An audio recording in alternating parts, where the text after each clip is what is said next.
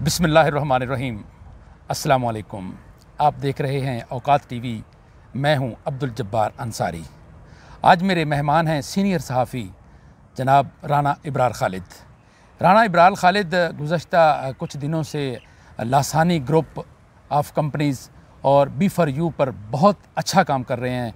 तो आज इनका मैं इंतहाई शुक्रगुज़ार हूँ कि इन्होंने अपनी गूनागूं मसरूफियात से वक्त निकाला। और अस्सलाम वालेकुम राना साहब। जी वालेकुम, कैसे हैं आप? मैं ठीक, आप कैसे हैं? ये लासानी ग्रुप की करप्शन कब आपके सामने आई, कैसे आपको पता चला? ये ऐसा है कि दिसंबर में, बल्कि अक्टूबर 2020 के आखिर में मेरे एक दोस्त ने मुझे फ़ोन किया, जो कि ठंडा पानी साइड की तरफ रहते हैं। वो मेरे दोस्त हैं और इकानमी के हवाले से, क्या नाम है उनका? अली नासिर सत्ती उनका नाम है। जी जी। वो इकानमी के हवाले से मुझसे मशवरा वगैरह करते रहते हैं, मेरे ऊपर बिलीव करते हैं, कॉन्फिडेंट करते हैं। तो उन्होंने मुझे कहा कि मिलना है, आप टाइम दें। तो वो टाइम लेकर जो है यहाँ पर आए प्रेस क्लब में। उनके साथ उनके कोई दो और दोस्त भी थे जिनको मैं नहीं जानता था। वो आए तो उन्होंने मुझसे मशवरा मांगा कि ये एक कंपनी है, लासानी चिकन एंड चिक्स कंपनी है, इसमें ये इन्वेस्टमेंट की जाती है तो ये चूज़ा देते हैं और माकूल मुनाफा मिलता है, बड़ा अच्छा मुनाफा मिलता है। तो आप मशवरा दें कि क्या हम इसमें सरमायाकारी का अपना पैसा लगाएं कि ना लगाएं। तो मैंने कहा कि मुझे कंपनी का कोई रिकॉर्ड वगैरह दिखाएं, कोई ब्रोशर, कोई चीज़ें। जी। तो उन्होंने क्या कि जो कंपनी वालों ने उनको भेजे थे, कोई SECP की रजिस्ट्रेशन सर्टिफिकेट था, FBR का सेल्स टैक्स रजिस्ट्रेशन सर्टिफिकेट था। इसके अलावा कंपनी के एक दो ब्रोशर थे, वो मुझे व्हाट्सएप पर उन्होंने फॉरवर्ड किए। तो जब मैंने देखा उन ब्रोशर वगैरह को, तो उसमें तो मुनाफा बहुत ज़्यादा था। मतलब अनबिलीवेबल था कि साल का वो सालाना मुनाफा 200% बनता था।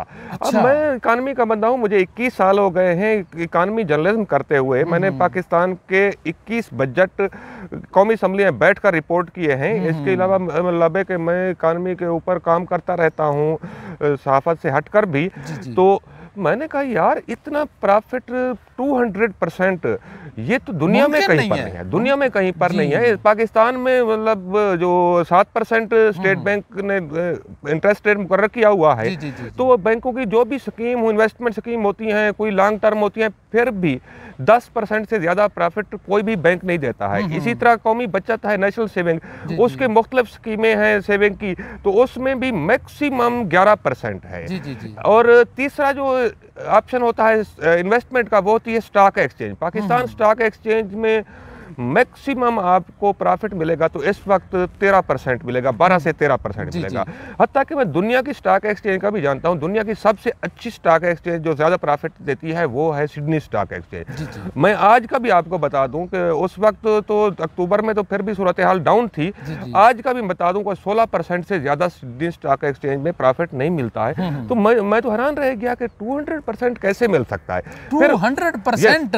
जी। फिर मैंने उनसे आखिरी क्वेश्चन किया, मैंने कहा कि ये बताएं कि जो कंपनी आपको प्रॉफिट देगी उसमें से टैक्स डिडक्ट करेगी कि नहीं करेगी।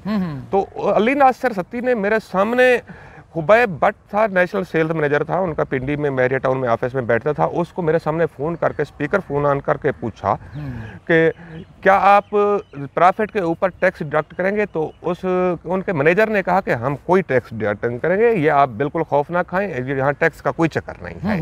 मैंने कहा फ़ोन बंद कर दे। मैंने अपने उस दोस्त से कहा कि जब कोई कंपनी टैक्स डिडक्ट नहीं करती है प्रॉफिट से, तो इसका मतलब है कि उसका काम 2 नंबर है। क्योंकि जब्बार साहब, मैं आपको बताऊं कि जब कोई कंपनी मुकम्मल तौर पर लीगली अप टू डेट होती है, उसके तमाम लीगल रिक्वायरमेंट्स पूरी होती हैं, तो जो प्रॉफिट होता है उसमें से 10% टैक्स काटना पड़ता है। अगर कंपनी नहीं काटेगी तो FBR कंपनी के अकाउंट से 10% डिडक्ट कर लेगा। बिल्कुल, जबरदस्ती काट लेते हैं। बिल्कुल। क्या कंपनी अपने जेब से जो है नहीं, बिल्कुल नहीं टैक्स देगी? तो सबसे बड़ी निशानी आपके व्यूअर्स के लिए मैं बता रहा हूँ कि वो ये है, पंजाबी की एक मिसाल है, कमला गल करे सियाना क्यास करे। जी बिल्कुल। अगर कोई कंपनी टैक्स डिडक्ट नहीं करती है प्रॉफिट से, तो इसका मतलब है उसका काम 2 नंबर है। इसके अलावा मैं आपको दूसरे ये बताऊं कि क्योंकि ये इकानमी का इशू है, पाकिस्तान में बहुत सारी कंपनियां, 2 लाख के करीब कंपनियां रजिस्टर्ड हैं, लेकिन वो जनरल ट्रेड कंपनियां होती हैं या ट्रेडिंग कंपनियां होती हैं, इस तरह की कंपनियां होती हैं। ये कंपनियां बिजनेस कर सकती हैं, लेकिन आम बंदों से, आम लोगों से सरमाया इन्वेस्टमेंट के तौर पर लेने की अथोराइज नहीं है। अगर कोई कंपनी सरमायाकारी लेना चाहती है तो उसको बतौर फाइनेंशियल इंस्टीट्यूशन SCCP में या मुदारबा कंपनी के तौर पर SCCP में रजिस्ट्रेशन हासिल करनी पड़ती है। फिर स्टेट बैंक में जाकर माइक्रो फाइनेंस का लाइसेंस लेना पड़ता है और उसके बाद ये होता है। ये भी काफ़ी नहीं है, मैं आपके नाज़रीन की मालूमात के लिए बताऊं, ये भी काफ़ी नहीं है। और उसके बाद ये होता है कि SCCP में एक इन्वेस्टमेंट स्कीम जो है, securities and exchange commission of Pakistan, उसमें सरमायाकारी स्कीम सबमिट करनी पड़ती है कि ये स्कीम होगी हमारी, इस तरह हम पैसा लेंगे और उसको फलां जगह इन्वेस्ट करेंगे और उसका प्रॉफिट जो आएगा कंपनी का हिस्सा उसमें इतना होगा, बाकी हम इन्वेस्टर को देंगे। ये स्कीम SCCP में सबमिट करनी पड़ती है। SCCP का बोर्ड और उनके इकोनॉमिस्ट जो है इसका जायज़ा लेते हैं, इसमें रिस्क असेसमेंट करते हैं और जब ये स्कीम बोर्ड अप्रूव कर देता है तो तब कोई कंपनी फाइनेंशियल बिजनेस कर सकती है। तो ये बेसिकली ये जो चीज़ें हैं, ये अगर किसी कंपनी की रिक्वायरमेंट्स पूरी ना हो तो इसका मतलब है कि वो फ्रॉड हो रहा है। राणा साहब, आपने अपने एक प्रोग्राम में बताया, मैंने देखी आपकी वीडियोस, मैं बड़े शौक से देखता हूँ, बहुत अच्छा माशाल्लाह काम कर रहे हैं।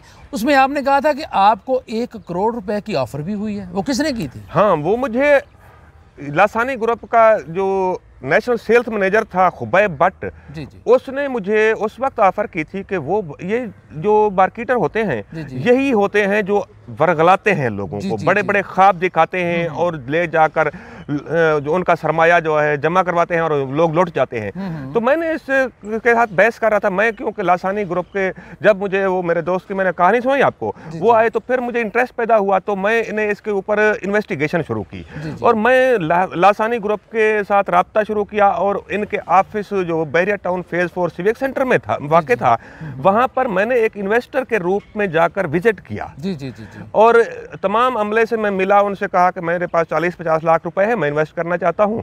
अच्छा, वो मेरे फिर खुबैब भट्ट जो उनका नेशनल सेल मैनेजर था उसके साथ कन्वर्सेशन चलती रही, मुलाकात भी हुई आपकी? मुलाकात भी हुई, फ़ोन कॉल के ऊपर, व्हाट्सएप मैसेज के ऊपर। तो मैंने कहा, वो मुझे कहा था कि ये हमारा काम बिल्कुल दुरुस्त है, हम जो है ना कोई हज़ारों लोगों को हमने रोज़गार दे रखा है, आप जो है गलत सवालात कर रहे हैं। अच्छा, मैंने फिर उसको ये कहा कि मैंने कहा भाईजान आप ऐसा करें कि मुझे अपनी कंपनी के 2 कंपनियां इनकी रजिस्टर थी लासानी ग्रुप की, एक थी new Lasani chicken and chicks private limited, दूसरी लासानी ऑयल ट्रेडर।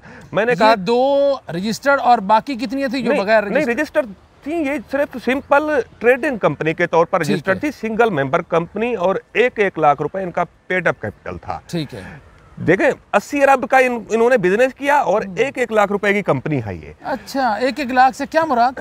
जो पेड अप कैपिटल शो किया जाता है ना, जी, वो 1 लाख रुपए था। अच्छा, एक कंपनी। अच्छा, जब इसने क्लेम किया कि हमारी कंपनी बिल्कुल अप टू डेट, साफ सुथरी, शफाफ है, तो मैंने कहा कि ऐसा करें कि आप दोनों कंपनियों का 2020 के साल का जो बिजनेस है, बिजनेस मीन के आपने लोगों से कितने पैसे इन्वेस्टमेंट ली है, नंबर 1।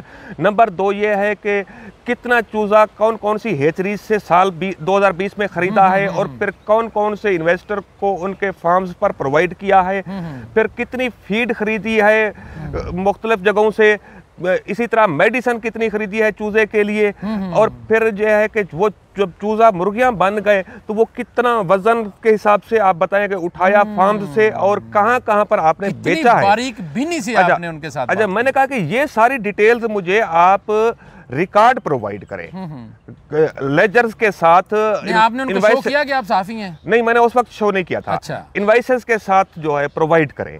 तो उसने मुझे कहा कि पहले तो कहा कि हम ये प्रोवाइड नहीं कर सकते। मैंने कहा फिर मैं इन्वेस्टमेंट नहीं, मुझे फिर कहता है कि आप हमारे ऑफिस आ जाए, हम आपको दिखा देंगे। अच्छा, इस यहाँ पर जो है ना, फिर मैंने शो कर दिया कि मैं जर्नलिस्ट हूँ। अच्छा, क्योंकि इस वक्त तक मैं SCCP के चेयरमैन से भी जाकर मिल चुका था और नैब के चेयरमैन से भी जाकर मिल चुका था, उनसे भी मैं चीज़ें हासिल कर चुका था। अच्छा, जब मैं शो किया तो उसने मुझे कहा कि देखें भाईजान आप आ जाएं, हमारे ऑफिस आ जाएं, हम आपको रिकॉर्ड भेज नहीं सकते हैं, आपकी तसल्ली कराएंगे। मैंने कहा नहीं, मुझे रिकॉर्ड भेज दो। मैंने जो लासानी चाहिए था असल में, तो मैंने लासानी ग्रुप के CEO अनीसुर रहमान से भी रब्ता किया, उसने कॉल अटेंड नहीं की। फिर मैंने व्हाट्सएप पर मैसेज उसको जब भेजा जी जी जी कि ये रिकॉर्ड मुझे चाहिए, तो उसके कहने के ऊपर खुबैब भट्ट ने फिर मुझे व्हाट्सएप पर मैसेज भेजा कि आप ऑफिस आ जाएं, हम आपको रिकॉर्ड देते हैं और आपकी तसल्ली ना हो अगर आप 1 करोड़ लेना चाहें, उसका व्हाट्सएप मैसेज मेरे पास अब भी मौजूद है। वो आ जाए, मैं चैलेंज करना चाहता है तो मैं उसके मुंह पर मार दूंगा कि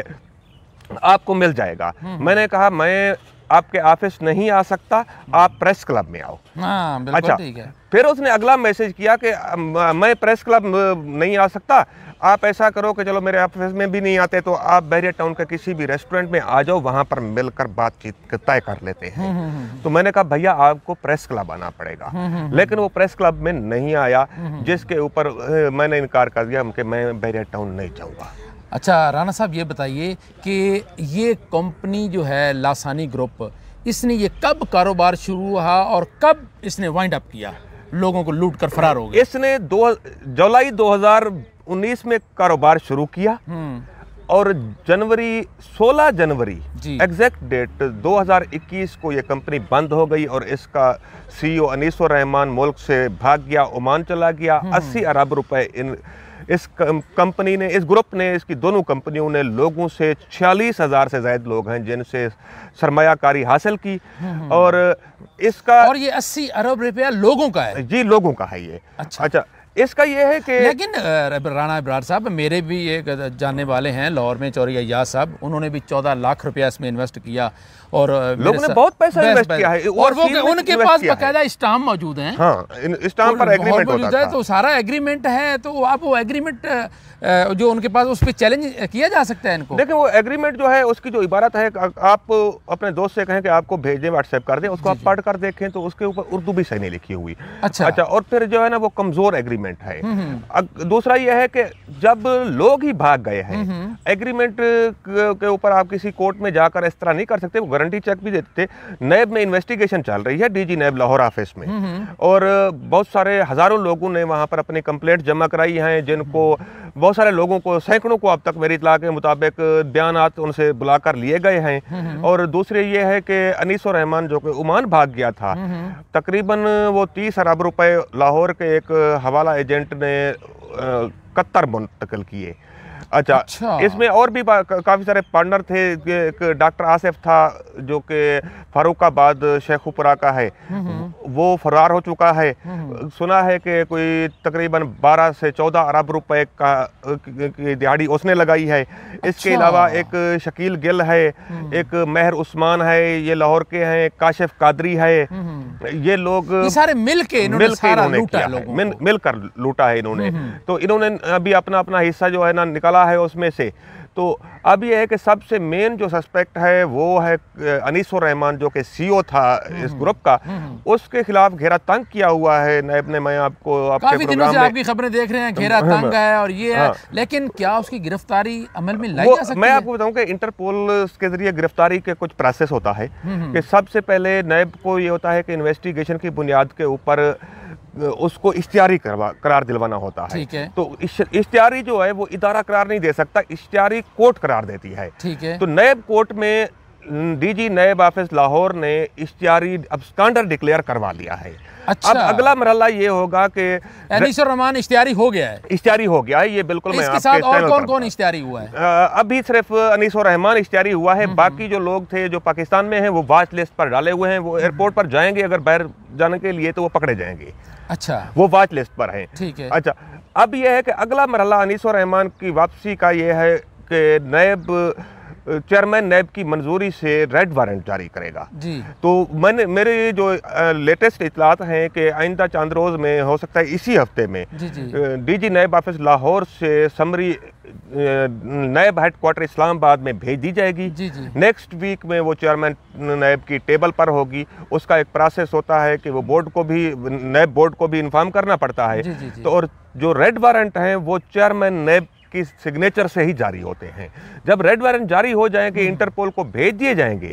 अच्छा, उसका एक और डिफेक्ट सामने आ रहा है कि अनीसुर रहमान है ओमान में, लेकिन मेरी इतलात के मुताबिक वो हर 2-3 दिन के बाद अपनी रिहाइश तब्दील कर लेता है, कभी उधर चला जाता है, क्योंकि इंटरपोल को जब आपने रेड वारंट भेजना होता है तो आपको उस बंदे की रेजिडेंस का एड्रेस साथ में भेजना होता है। क्योंकि मतलब ऐसे तो नहीं हो सकता हवा में है बंदा और रेड वारंट जारी हो रहे हैं, ऐसे तो नहीं हो सकता है, आप जानते हैं। अच्छा, रेड वारंट उनके जारी हो जाते हैं गिरफ्तारी के, जो एड्रेस उस पे लिख दिया जाता है कि यहाँ से वो फिर अपना रिहाइश चेंज कर लेता है, फिर क्या होगा? फिर ये होगा कि इंटरपोल वहां पर पहुंच जाएगी ओमान में, नैब के कुछ ऑफिशियल्स भी साथ होंगे, वहां की पुलिस और जो इंटीरियर मिनिस्ट्री, होम मिनिस्ट्री है, उसके साथ मिलकर गिरफ्तार किया जाता है। अगर वो वहां पर नहीं भी होगा तो उसको फिर ट्रेस आउट करेगी वहां की पुलिस, और फिर मुश्किल नहीं रहता है। एक बार अगर रेड वारंट जारी हो जाए तो फिर ऐसा नहीं है कि वो मुश्किल, मतलब है उनकी गिरफ्तारी का इम्कान पैदा हो गया है, काफी हद तक पैदा हो गया है उसकी गिरफ्तारी का इम्कान। मैं आपको बताऊं कि ये जो प्रोसेस होते हैं काफी लंबे होते हैं, लेकिन लासानी के केस में ऐसा हुआ है कि ये प्रोसेस जो कि 2 साल में होना था, वो 2 महीने के अंदर, 2 से 2.5 महीने के अंदर वो प्रोसेस हुआ है। तो मेरे ख्याल में कि लासानी ग्रुप के जो मुतासरीन हैं उनको मायूस नहीं होना चाहिए, बल्कि उनको उम्मीद रखनी चाहिए कि उनका केस जो है ज़्यादा तेज़ी से इन्वेस्टिगेट हो रहा है। क्योंकि मैंने देखा है कि मज़ारबाग स्कैंडल आया था, उससे पहले डबल शाह स्कैंडल था, और भी M&M मोटरसाइकिल का स्कैंडल था, जिनके ऊपर सालों लगे हैं, कम से कम 2 से 3 साल ज़रूर लगे हैं इन्वेस्टिगेशन को। लेकिन ये केस 2-3 महीने में जो है इन्वेस्टिगेशन काफ़ी हद तक, काफ़ी अगले स्टेज पर पहुंच गई है। राना इब्रार खालिद, आपका बहुत बहुत शुक्रिया। मैं जो मेरे भाई बहनें जो मुतासर हुए हैं लासानी ग्रुप से, राना साहब उम्मीद दिला रहे हैं कि उनको मायूस नहीं होना चाहिए, इंशाल्लाह उनका सरमाया वापस आएगा। हमारा सारा टाइम जो है वो लासानी पर चला गया है, लेकिन इससे बड़ी कंपनी जो है, बहुत बड़ा जो नौसरबाद है, वो B4U ग्रुप का CEO सैफुर रहमान नियाजी है। अगर आप एक और प्रोग्राम रख लेंगे तो उस पर बात करेंगे। इस पे B4U पे इंशाल्लाह फिर प्रोग्राम करेंगे। इसके साथ ही अपने मेज़बान अब्दुल जब्बार अंसारी और सीनियर सहाफ़ी जनाब राना इब्रार खालिद को इजाज़त दीजिए। अल्लाह हाफ़िज़।